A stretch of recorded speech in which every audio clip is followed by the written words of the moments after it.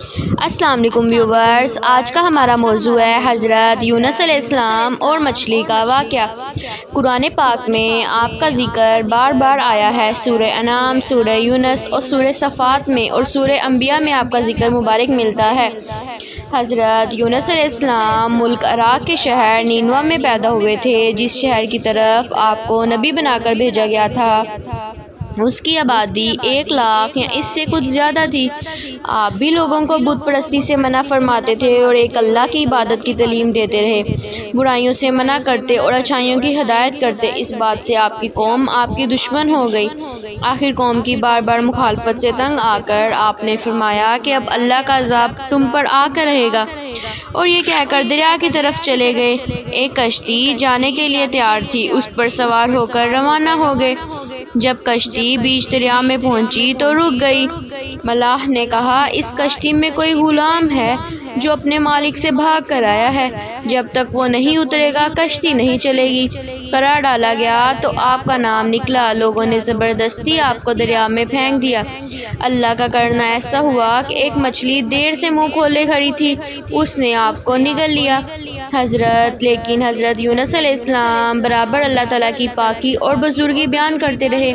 اگر آپ اللہ کی پاکی اور بزرگی بیان کرنے والے نہ ہوتے تو قیامت کے تک مچھلی کے پیٹ میں رہتے، مگر اللہ تعالیٰ بے حد مہربان اور نہایت رحم کرنے والے ہیں۔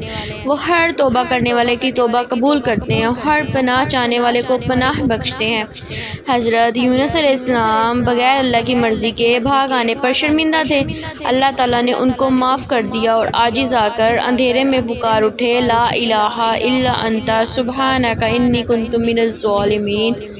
اے اللہ، تیرے سوا کوئی عبادت کے قابل نہیں، تو پاک ہے، میں نے اپنے اوپر ظلم کیا۔ اللہ تعالیٰ نے ان کی دعا قبول کی اور غم سے نجات دی۔ مچھلی کے پیٹ سے نکال کر میدان میں ڈال دیا اور اس پر ایک بیل دار درخت اگا دیا۔ حضرت یونس علیہ السلام کے اپنی قوم سے روانہ ہونے کے بعد اللہ تعالیٰ نے ان پر ایک بڑا سخت عذاب بھیجا، لیکن جب قوم نے دیکھا کہ عذاب آ رہا ہے تو وہ سب جنگلوں میں آ کر اللہ سے استغفار کرنے اور توبہ کرنے لگے۔ اللہ تعالیٰ نے عذاب دور کر دیا۔ حضرت یونس علیہ السلام اچھے ہو کر دوبارہ قوم کے پاس واپس آئے تو وہ ان کے انتظار میں تھے۔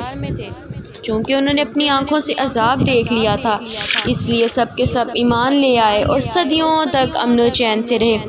اس طرح اللہ تعالیٰ کا وعدہ پورا ہوا کہ جو لوگ ایمان لائیں گے ان کو خوب رزق دوں گا اور برکتیں عطا کروں گا، نعمتیں عطا کروں گا۔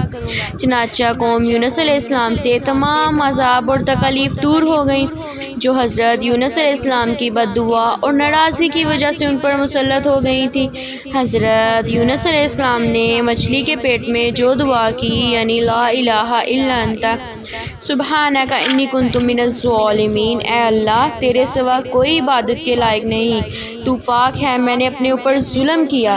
اب جب بھی کوئی مصیبت یا آفت نازل ہوتی ہے، اس کو پڑھا جاتا ہے، اللہ پاک اس کی برکت سے آفات کو دور کر دیتا ہے۔ اگر آپ کو یہ ویڈیو اچھی لگی تو لائک کریں، شیئر کریں، کمنٹ کریں اور سبسکرائب کریں۔ شکریہ۔